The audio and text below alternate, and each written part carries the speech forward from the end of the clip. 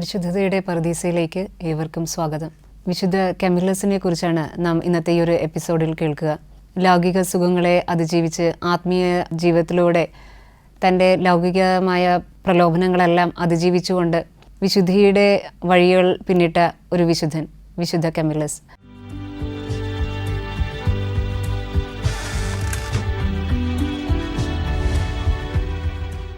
അദ്ദേഹം ജനിച്ചത് ഇറ്റലിയിലെ അബ്രൂസി എന്ന് പറയുന്ന സ്ഥലത്ത് ജിയോവാനി കമില്ല ദമ്പതികളുടെ രണ്ടാമത്തെ മകനായിട്ടാണ്. കെമില്ലസിൻ്റെ ജനനത്തെക്കുറിച്ച് പറയുമ്പോൾ ഒരു പ്രത്യേകതയുണ്ട്. അദ്ദേഹത്തിൻ്റെ അമ്മ അദ്ദേഹത്തെ ഉദരത്തിൽ വഹിച്ചിരുന്ന ആ ഒരു സമയത്ത് ഒരു സ്വപ്നം കണ്ടുവെന്ന് പറയുക. ആ സ്വപ്നത്തിൽ ഒരു കുഞ്ഞ് പ്രകാശം പരത്തുന്ന ഒരു സ്ഥലത്തൊരു കുഞ്ഞ് ദിവ്യശിശു നിൽക്കുന്നു. അതിൻ്റെ വസ്ത്രത്തിൽ ഒരു ചുവന്ന കുരിശ് ധരിച്ചിരിക്കുന്നു.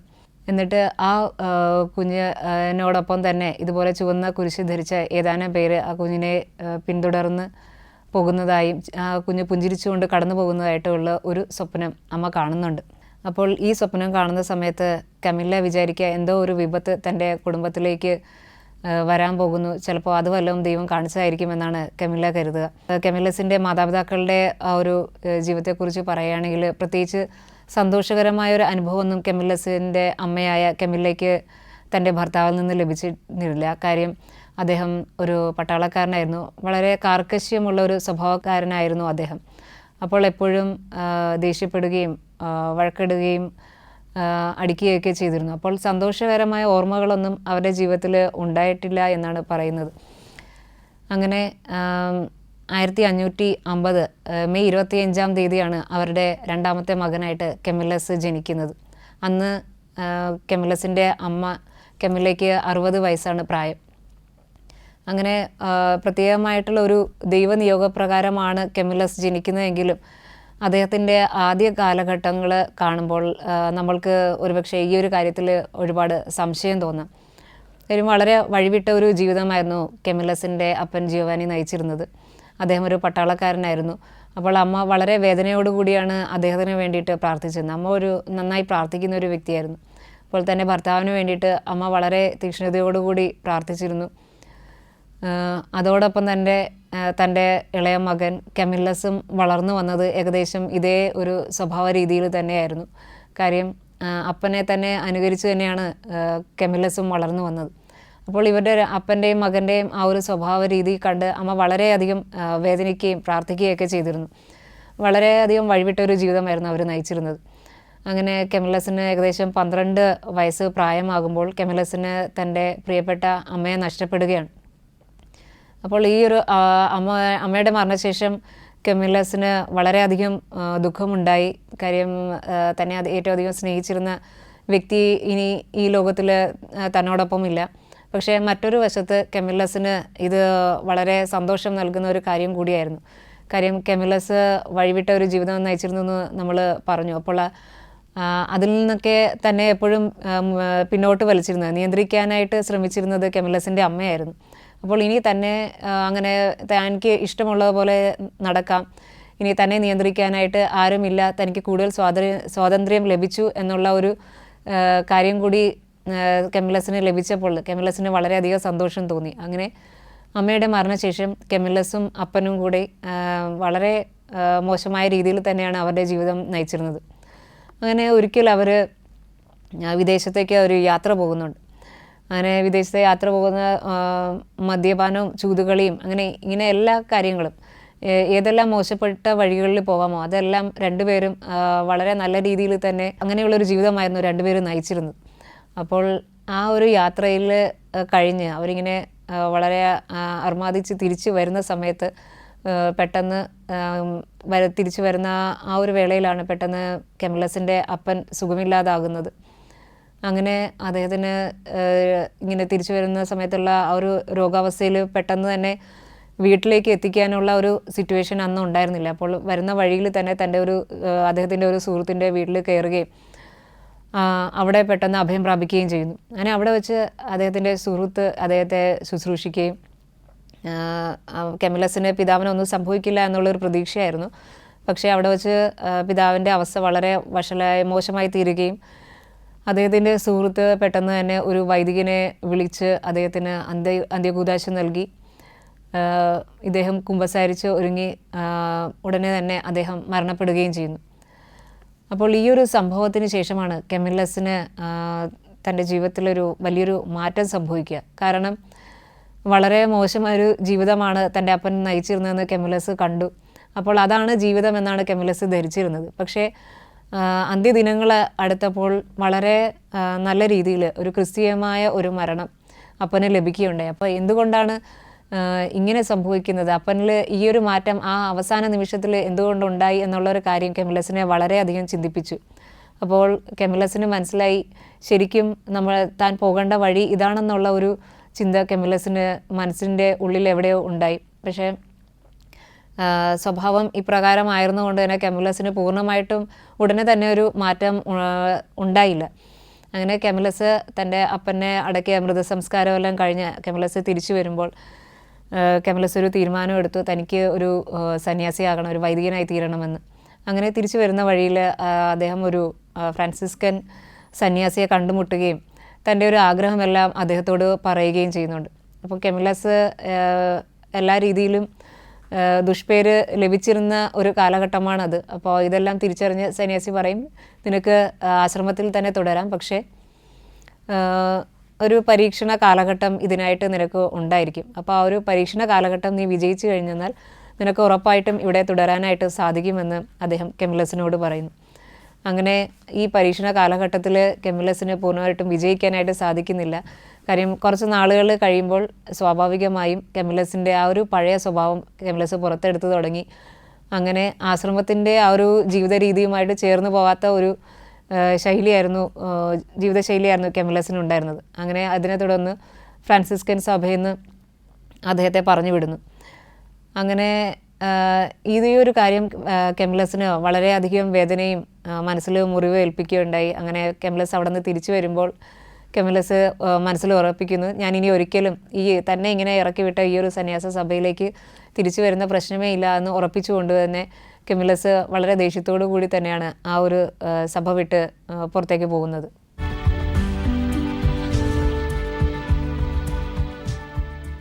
അങ്ങനെ ആശ്രമം വിട്ടു വന്ന് കെമില്ലസ് വീണ്ടും ലൗകിക സുഖങ്ങളിൽ ജീവിച്ചു. ഈ സമയത്ത് കെമില്ലസിനെ അലട്ടിക്കൊണ്ടിരുന്ന മറ്റൊരു പ്രശ്നമുണ്ടായിരുന്നു. കാര്യം കെമില്ലസിന് കുറച്ച് അധികം നാളായിട്ട് കെമില്ലസിൻ്റെ കാലിലൊരു വലിയൊരു വ്രണമുണ്ടായിരുന്നു. അപ്പോൾ ഇത് സുഖപ്പെടുന്നില്ല. അത് പഴുത്ത് എപ്പോഴും കെമില്ലസിനെ അസ്വസ്ഥപ്പെടുത്തിക്കൊണ്ടിരുന്നു. അപ്പോൾ ഈ വ്രണം വളരെ മോശമാവുകയും വഷളായി തീരുകയും കെമില്ലസ് മരണപ്പെടുന്ന ഒരു അവസ്ഥ വരെ എത്തിച്ചേരുകയും ചെയ്തിട്ടുണ്ട്. അപ്പോൾ ഇത്രയും ക്രിട്ടിക്കലായിട്ടുള്ള ഒരു അവസ്ഥയിൽ കൂടെയാണ് കെമില്ലസിന് മറ്റൊരു വശത്ത് കടന്നു പോകേണ്ടി വന്നത്. അങ്ങനെ പിന്നെ കുറച്ച് മെച്ചപ്പെട്ടപ്പോൾ കെമില്ലസ് മറ്റൊരു ജോലിക്കായിട്ട് ശ്രമിക്കാമെന്ന് കരുതി അങ്ങനെ റോമിലൂടെ കടന്നുപോയ അദ്ദേഹം ഒരു ഹോസ്പിറ്റലിൽ സന്ദർശിച്ചു. അവിടെ രോഗികളെ പരിചരിക്കാനായിട്ടുള്ള ഒരു ജോലിക്കായിട്ട് അഭ്യർത്ഥിച്ചു. അങ്ങനെ കെമില്ലസിന് റോമിൽ തന്നെ ഒരു ആശുപത്രിയിൽ ജോലി ലഭിക്കുകയാണ്. അങ്ങനെ അവിടെ ആയിരിക്കുമ്പോൾ അദ്ദേഹം ആദ്യ കാലഘട്ടത്തിലൊക്കെ അദ്ദേഹം വളരെ നല്ല രീതിയിൽ തന്നെ മുന്നോട്ട് പോയി. പക്ഷേ ആശ്രമത്തിൽ സംഭവിച്ചത് തന്നെ ഇവിടെ സംഭവിച്ചു. ഏതാനും ദിവസങ്ങൾ കഴിഞ്ഞപ്പോൾ കെമില്ലസ് വീണ്ടും തൻ്റെ പഴയ സ്വഭാവം പുറത്തെടുത്തു. ചൂതുകളിയും മറ്റു വിനോദങ്ങളെല്ലാം പുറത്തു കൊണ്ടുവരാൻ തുടങ്ങി. അത് കെമില്ലസ് മാത്രമല്ല, അവിടെ കൂടെ ഉണ്ടായിരുന്ന മറ്റു ജോലിക്കാരെയും അദ്ദേഹം ഇതിൻ്റെ കൂടെ കൂട്ടുവാനായിട്ടൊക്കെ തുടങ്ങി. അപ്പോൾ ഇത് ആശുപത്രി അധികൃതർക്ക് ഇത് ഒട്ടും അംഗീകരിക്കാൻ സാധിക്കുന്നതായിരുന്നില്ല. അങ്ങനെ അവർ സ്വാഭാവികമായും കെമില്ലസിനെ അവിടെ നിന്ന് പറഞ്ഞു വിട്ടു. അങ്ങനെ കെമില്ലസിൻ്റെ ആ ഒരു ജോലിയും നഷ്ടമായി. അങ്ങനെ അടുത്തതായിട്ട് അദ്ദേഹം സൈനിക സേവനത്തിൽ കുറച്ച് നാൾ ചേർന്നിരുന്നു. അദ്ദേഹത്തിൻ്റെ അമ്മയുടെ മരണശേഷം അപ്പനോടൊപ്പം ഒരു 19 വയസ്സ് വരെയുള്ള ഒരു കാലഘട്ടം അദ്ദേഹം സൈനിക സേവനത്തിലായിരുന്നു. അപ്പോൾ വീണ്ടും അദ്ദേഹം ഇതുപോലെ തൻ്റെ ആ പഴയ ജോലിയിലേക്ക് കയറാമെന്ന് കരുതി അദ്ദേഹം സൈനിക സേവനത്തിൽ ഏർപ്പെടുകയാണ്.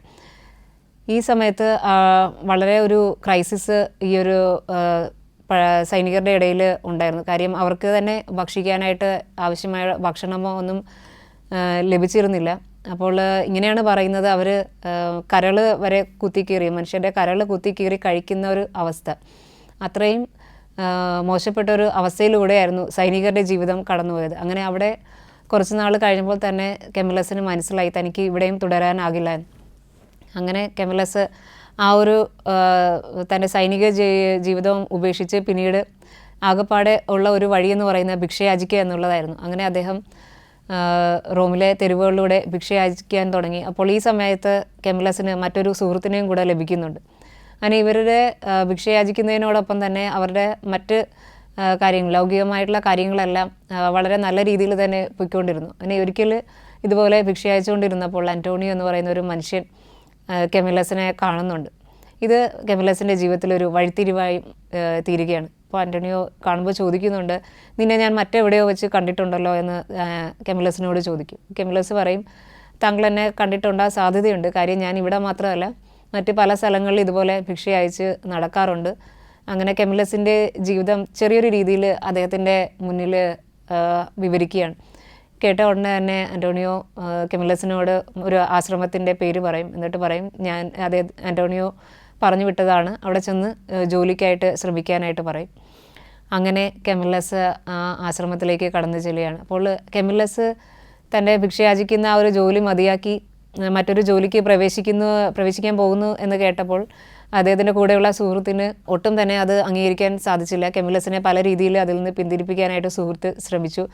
പക്ഷേ കെമിലസ് തൻ്റെ തീരുമാനത്തിൽ ഉറച്ചു നിന്നുകൊണ്ട് തന്നെ ആ ഒരു ആശ്രമത്തിൽ പോവുകയും ഒരു കൺസ്ട്രക്ഷൻ സൈറ്റിൽ കെമിലസ് ഏതാനും നാളുകൾ അവിടെ ജോലിക്കായിട്ട് ജോലി ചെയ്യുകയും ചെയ്യുന്നുണ്ട്.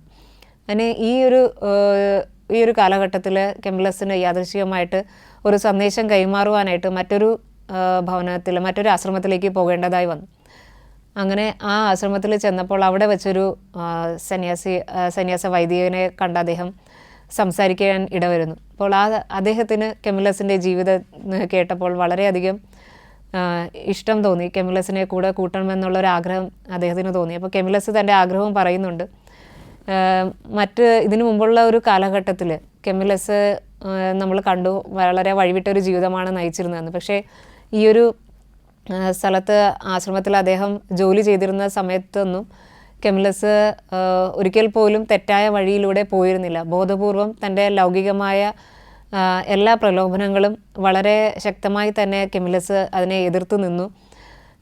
നമ്മൾ നേരത്തെ പറഞ്ഞ പോലെ കെമിലസിൻ്റെ കൂടെ ഉണ്ടായിരുന്ന ആ സുഹൃത്തും ഇതുപോലെ കെമിലസിൻ്റെ അടുത്ത് അവിടെ ആ ഒരു സ്ഥലത്ത് ജോലിക്കായിട്ട് ബുദ്ധിപൂർവ്വം വന്ന് കടന്നു കൂടുന്നുണ്ട്. അപ്പോൾ ഈ സുഹൃത്ത് എന്നിട്ട് അവിടെ നിന്നുകൊണ്ട് കെമിലസിനെ പ്രലോഭിപ്പിച്ച് അതിൽ നിന്ന് മാറ്റാനായിട്ടൊക്കെ പരിശ്രമിക്കുന്നുണ്ട്. പക്ഷേ ആ സമയത്തുമെല്ലാം കെമിലസ് വളരെ ശക്തമായി തന്നെ പിടിച്ചു നിന്നു, വീണു പോവാതെ പിടിച്ചു നിന്നു. തൻ്റെ ആ ഒരു പ്രലോഭനങ്ങളെല്ലാം വളരെ പ്രാർത്ഥനയോടുകൂടി തന്നെ കെമിലസ് അതിനെല്ലാം എതിർത്തു.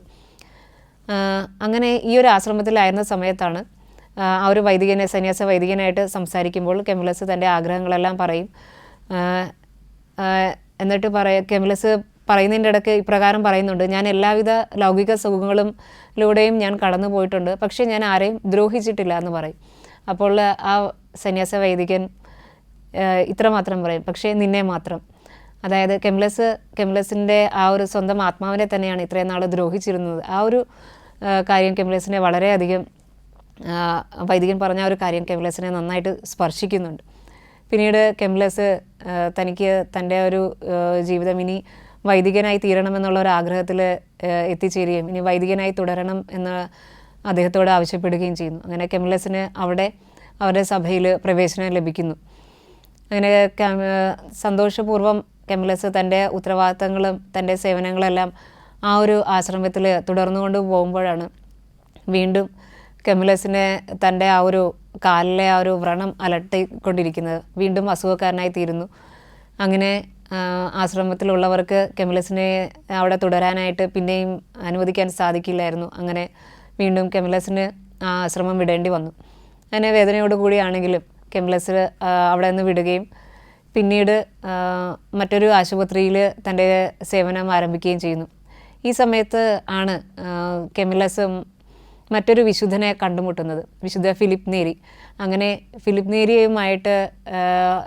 നേരിയുടെ ആത്മീയ ആ ഗൈഡൻസിലാണ് പിന്നീട് കെമിലസിൻ്റെ മുന്നോട്ടുള്ള ജീവിതം പോകുക.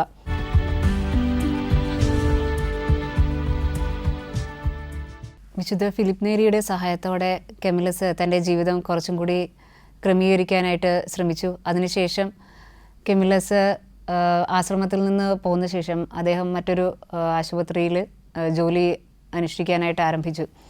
അങ്ങനെ ആശുപത്രിയിൽ കഴിഞ്ഞിരുന്ന സമയത്ത് കെമിലസിന് തൻ്റെ കാലിലുണ്ടായിരുന്ന ആ ഒരു വ്രണത്തിൻ്റെ കാര്യത്തിൽ കുറച്ച് കുറവ് വന്നു. അങ്ങനെ കെമിലസ് ഫിലിപ്പ് നേരിയോട് തനിക്ക് വീണ്ടും തിരിച്ച് ആശ്രമത്തിലേക്ക് പോകണമെന്ന് ആവശ്യപ്പെടുകയാണ്. ഫിലിപ്പ് നേരി അത് വിലക്കുന്നുണ്ട്. ഫിലിപ്പ് നേരി പറയും, നിനക്ക് പോയി കഴിഞ്ഞാൽ വീണ്ടും നിനക്ക് ഇത് അസുഖം കൂടും, നിനക്ക് തിരിച്ചു വരേണ്ടി വരുമെന്ന്. പക്ഷേ ഇത് വകവയ്ക്കാതെ കെമിലസ് വീണ്ടും ട്രിവിയാൻഡയിലെ ആശ്രമത്തിലേക്ക് തിരിച്ചു പോകുന്നു. പക്ഷേ ഫിലിപ്പ് നേരി പറഞ്ഞതുപോലെ തന്നെ അവിടെ വെച്ച് വീണ്ടും കെമിലസിൻ്റെ കാലിലെ വ്രണം വീണ്ടും വഷളാവുകയും അദ്ദേഹത്തിന് തിരിച്ചു വരേണ്ടതായി വരികയും ചെയ്യുന്നുണ്ട്. പക്ഷേ തിരിച്ചു വരുമ്പോഴും വിശുദ്ധ ഫിലിപ്പ് നേരി അദ്ദേഹത്തെ അങ്ങനെ വഴക്ക് പറയുകയോ ഒന്നും മോശമായൊന്നും പറയാതെ തന്നെ സ്നേഹപൂർവ്വം അദ്ദേഹത്തെ സ്വാഗതം ചെയ്ത് വീണ്ടും ആശുപത്രിയിലെ സേവനങ്ങൾ കെമിലസ് വീണ്ടും തുടരുകയാണ്. അപ്പോൾ ഈ സമയത്ത് കെമിലസിന് ഒരു പ്രത്യേകമായൊരു ഉൾപ്രേരണ അല്ലെങ്കിൽ ഒരു ദൈവവിളി ഉണ്ടാകുകയാണ്. ഒരു പുതിയൊരു സംഘത്തിന്, ഒരു പ്രസ്ഥാനത്തിന് രൂപം കൊടുക്കണമെന്നുള്ളത്. കാര്യം കെമിലസിൻ്റെ കൂടെ ഏതാനും പേര് ഈ ഒരു ആശുപത്രിയിലുള്ള ആതുര ശുശ്രൂഷയ്ക്ക് കൂടെയുണ്ട്. അപ്പോൾ അവരെല്ലാം ചേർന്ന് ഒരു പ്രസ്ഥാനം തുടങ്ങുകയും ഇതിൽ തന്നെ തുടരാനായിട്ട് ദൈവം തന്നെ വിളിക്കുന്നതായിട്ടുള്ള ഒരു ഉൾപ്രേരണ കെമിലസിന് ലഭിച്ചു. അങ്ങനെ ഈ ഒരു ഫിലിപ്പ് നേരിയുടെ നേതൃത്വത്തിൽ ഈ ഒരു ആശുപത്രിയിൽ സേവനങ്ങൾ ചെയ്യുന്ന സമയത്ത് കെമിലസ് റെഡ് ക്രോസ് എന്ന പേരായ ഒരു പ്രസ്ഥാനത്തിന് രൂപം നൽകുകയാണ്. അവിടെ തന്നെ അവർ ഈ ഒരു സംഘത്തിലുള്ളവരെല്ലാം ഒരുമിച്ച് കൂടുകയും പ്രാർത്ഥിക്കുകയും അതോടൊപ്പം സേവനങ്ങൾ ചെയ്ത് പോവുകയും ചെയ്തിരുന്നു.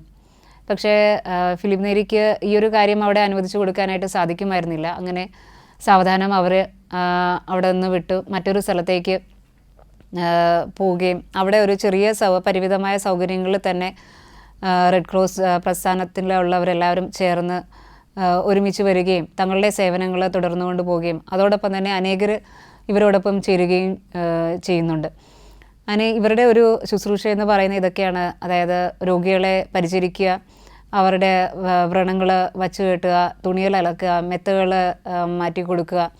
അങ്ങനെ അതോടൊപ്പം ഇവരോടൊപ്പം വൈദികരുണ്ടെങ്കിൽ അവർ ദിവ്യകാരുണ്യം രോഗികൾക്ക് ദിവ്യകാരുണ്യം എത്തിച്ചു കൊടുക്കുക, അവർക്ക് വേണ്ടി പ്രാർത്ഥിക്കുക, കുമ്പസാരം നൽകുക, അങ്ങനെ ആത്മീയ കാര്യങ്ങൾ, അങ്ങനെ രോഗി ശുശ്രൂഷയ്ക്കായിട്ടുള്ള ആത്മീയ കാര്യങ്ങളും ഭൗതിക കാര്യങ്ങളും ഒരേപോലെ നടത്തിക്കൊണ്ട് പോവുക എന്നതായിരുന്നു റെഡ് ക്രോസ് പ്രസ്ഥാനത്തിൻ്റെ ഒരു ലക്ഷ്യമെന്ന് പറയുക. അതിനുശേഷം ഏതാനും നാളുകൾക്ക് കഴിഞ്ഞപ്പോൾ ഈ ഒരു പ്രസ്ഥാനത്തിന് മാർപ്പാപ്പയുടെ അംഗീകാരം ലഭിച്ചു. തുടർന്ന് കെമിലസിൻ്റെ നിരന്തരമായ യാത്രകളും അതോടൊപ്പം വിശ്രമമില്ലാത്ത ഒരു പ്രവർത്തനങ്ങളൊക്കെ കാരണം തന്നെ കെമിലസിൻ്റെ ആരോഗ്യം വളരെയധികം വഷളാകാൻ തുടങ്ങി. അങ്ങനെ 1607 കെമിലസ് സ്ഥാനത്യാഗം ചെയ്യുന്നു. റെഡ് ക്രോസ് സൊസൈറ്റിയുടെ ആ ഒരു ഉത്തരവാദിത്തത്തിൽ നിന്ന് പിന്മാറുകയാണ് സ്വയം. അങ്ങനെ മറ്റൊരാൾ ഈ ഒരു ഉത്തരവാദിത്തം ഏറ്റെടുക്കുന്നു. പിന്നീട് കെമിലസിന് മനസ്സിലായി തൻ്റെ അന്ത്യദിനങ്ങൾ അടുത്തു തുടങ്ങിയിരിക്കുന്നു, തൻ്റെ ഈ ലോകത്തിലുള്ള ആ ഒരു ദൗത്യം അവസാനിക്കാറായി എന്ന് തിരിച്ചറിഞ്ഞ കെമിലസ് മറ്റൊരാളെ ഈ ഒരു തന്നെ ദൈവം ഏൽപ്പിച്ച ആ ഒരു ദൗത്യമെല്ലാം മറ്റൊരാൾക്ക് കൈമാറുകയും ചെയ്യുന്നു. 1614 ജൂലൈ 14 കെമിലസ് ഈ ലോകത്തിൽ നിന്ന് യാത്രയാവുകയാണ്. നമ്മൾ കണ്ടു കെമിലസിൻ്റെ ജീവിതത്തിൽ എപ്രകാരമുള്ളൊരു ജീവിതമായിരുന്നു കെമിലസ് നയിച്ചിരുന്നത് എന്നുള്ളത്.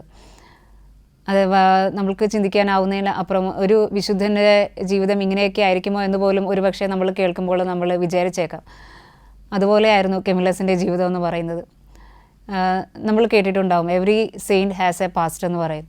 അതുപോലെ ഏതൊരു വ്യക്തിക്കും ഒരു സാധ്യത ദൈവം നൽകുന്നുണ്ട്. നമ്മൾ ഏത് വഴിയിലൂടെ പോയിരുന്നാൽ തന്നെയും നമ്മളെ സ്നേഹിക്കുന്ന ഒരു സ്വർഗസ്നായ ഒരു പിതാവ് എപ്പോഴും തിരിച്ചു വരവിനായിട്ട് കാത്തിരിക്കുന്ന ഒരു പിതാവ് എപ്പോഴും നമ്മുടെ മുമ്പിലുണ്ട്. അതാണ് സ്നേഹപിതാവായ ദൈവം. കെമിലസിൻ്റെ ജീവിതം അതിനൊരു ഉത്തമ ഉദാഹരണമാണ്. നമ്മൾ എപ്രകാരമായിരുന്നാൽ പോലും നമ്മൾ പൂർണ്ണമായും മാനസാന്തരപ്പെട്ട് ദൈവത്തിലേക്ക് തിരിച്ചു വന്നാൽ എപ്പോഴും ദൈവത്തിൻ്റെ ഹൃദയത്തിൽ നമ്മൾക്ക് ഒരു വലിയൊരു സ്ഥാനം എപ്പോഴും മാറ്റിവെച്ചിട്ടുണ്ടാകും എന്നുള്ളത് കെമിലസിൻ്റെ ജീവിതം തെളിയിക്കുന്നു.